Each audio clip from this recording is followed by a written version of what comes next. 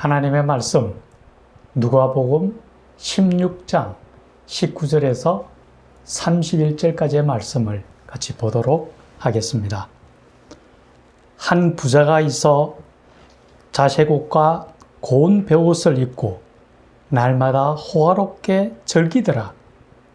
그런데 나사로라 이름하는 한 거지가 헌데투성이로 그의 대문 앞에 버려진 채 그 부자의 상에서 떨어지는 것으로 배불리려 하매 심지어 개들이 와서 그 헌데를 핥더라. 이에 그 거지가 죽어 천사들에게 받들려 아브라함의 품에 들어가고 부자도 죽어 장사되매 그가 음부에서 고통 중에 눈을 들어 멀리 아브라함과 그의 품에 있는 나사로를 보고 불러 이르되 아버지 아브라함이여 나를 긍휼히 여기사 나사로를 보내어 그 손가락 끝에 물을 찍어 내 혀를 서늘하게 하소서. 내가 이 불꽃 가운데서 괴로워하나이다. 아브라함이 이르되 예, 너는 살았을 때에 좋은 것을 받았고 나사로는 고난을 받았으니 이것을 기억하라. 이제 그는 여기서 위로를 받고 너는 괴로움을 받느니라. 아멘.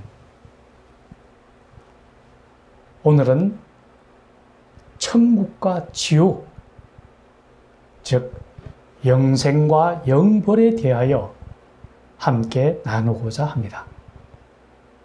이 시간 주의 성령께서 함께 하셔서 우리 모두에게 은혜가 충만한 시간이 되기를 간절히 축원합니다.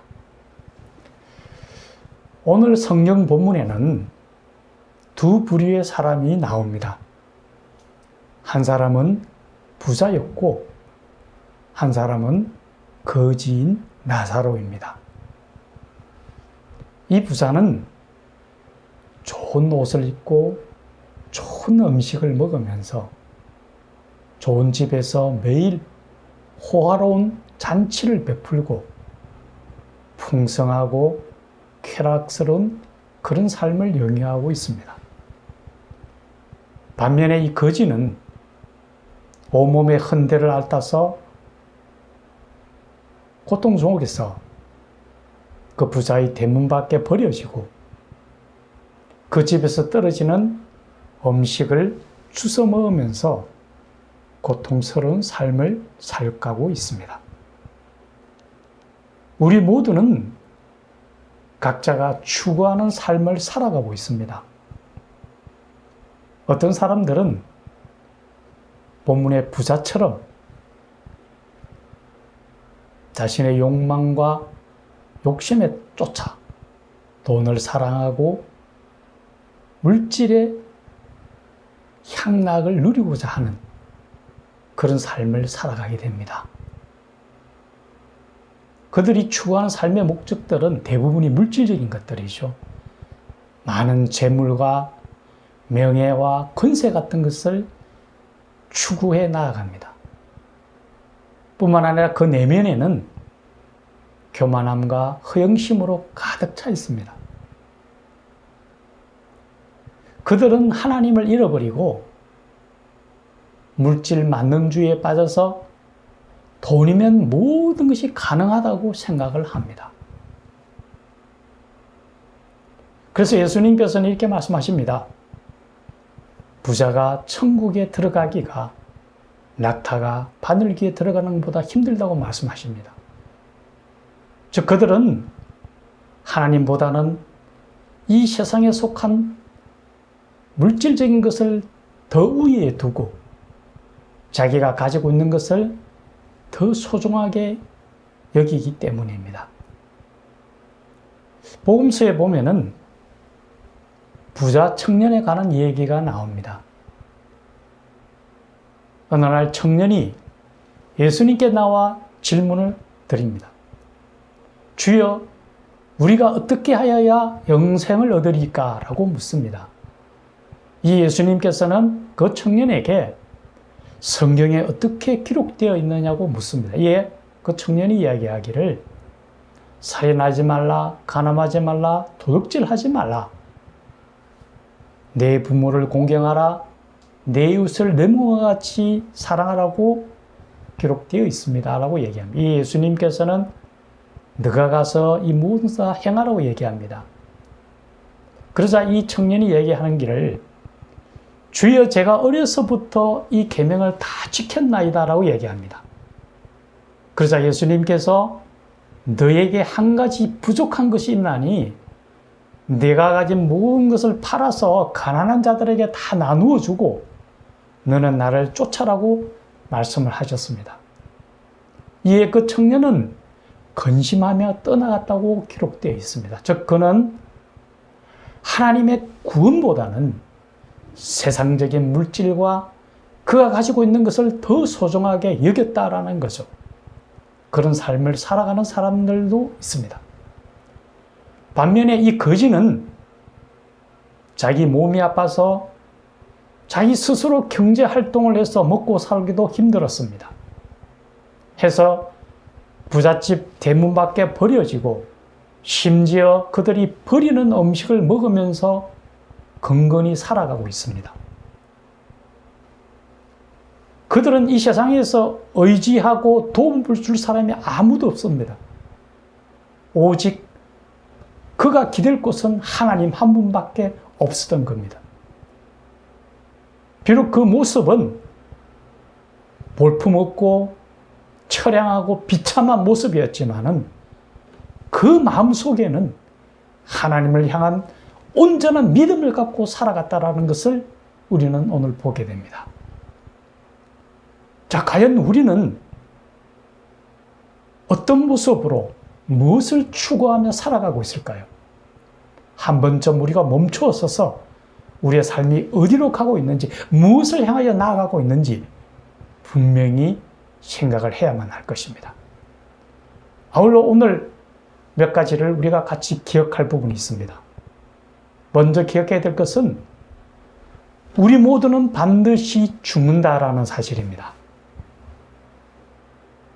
이 부자도 죽었고 거지 나사로도 죽었습니다. 이 세상에 어느 누구도 이 죽음을 피해갈 수는 없습니다. 반드시 죽게 되어 있습니다. 중국의 진시황이라는 아주 강력한 황제가 있었죠. 그 사람은 자기가 죽지 않기 위해서 불로초를 찾기 위해서 신하들을 세계 각지로 보내고 자기는 몸을 더 강하게 만들기 위해서 하루에 조금씩 수원을 섭취합니다. 불로 장생을 노렸던 거죠. 하지만 그가 결국은 수원 중독에 걸려서 아주 고통스럽게 세상을 떠나게 됩니다. 어느 누구도 죽음 앞에서는 자유로울 수가 없다라는 거죠. 다 죽게 돼 있죠. 성경 로마서에 보면 이렇게 됐습니다. 한 번 죽는 것은 사람에게 정하여진 거라고 얘기합니다. 누구나 죽음을 피할 수는 없죠. 죽음으로 끝날까요? 근데 한 번 죽은 후에는 반드시 심판이 있다라고 이야기합니다. 우리 모두는 하나님 앞에 심판을 받게 되어 있는 거죠. 그런데 우리가 어떻게 하나님 앞에 심판을 받을까요? 먼저 심판의 대상이 뭘까요? 우리가 이 땅에서의 삶의 모습일 겁니다. 어떤 삶을 살았느냐에 가지고 하나님 앞에 나아가게 되겠죠. 우리가 만약 하나님의 자녀로서 우리의 믿음을 지키며 믿음의 주요 온전케 하시는 예수 그리스도를 받아보며 믿음을 온전히 믿음의 경주를 다했다면은 우리는 심판을 면제받고 영생을 누리게 되겠죠. 왜? 우리는 죄인이지만은 우리 죄를 대신 짊어져 주신 예수님의 의를 우리가 덧입기 때문이죠. 하나님의 자녀로서 우리는 분명히 영생을 누리게 될 겁니다.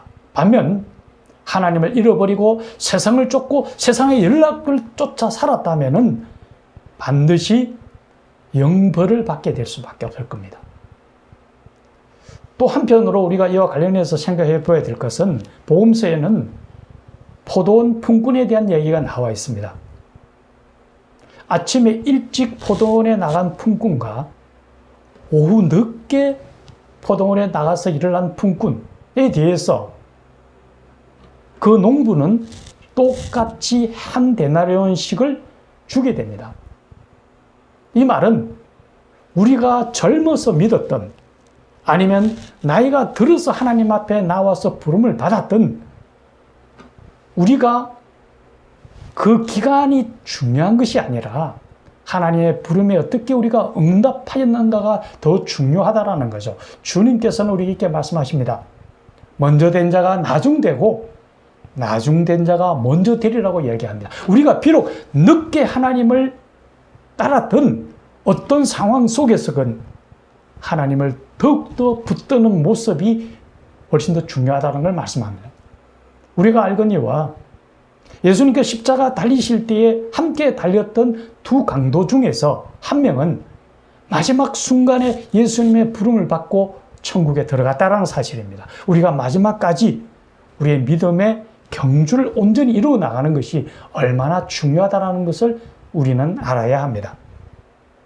또 우리가 생각할 수 있는 것은, 우리가 영생을 부여받았다는 것은 우리가 죽어서 천국에 가는 것을 말씀하고 있고, 또 세상에 속한 자로서 영벌에 처해졌다는 것은 지옥으로 떨어지는 것을 이야기합니다.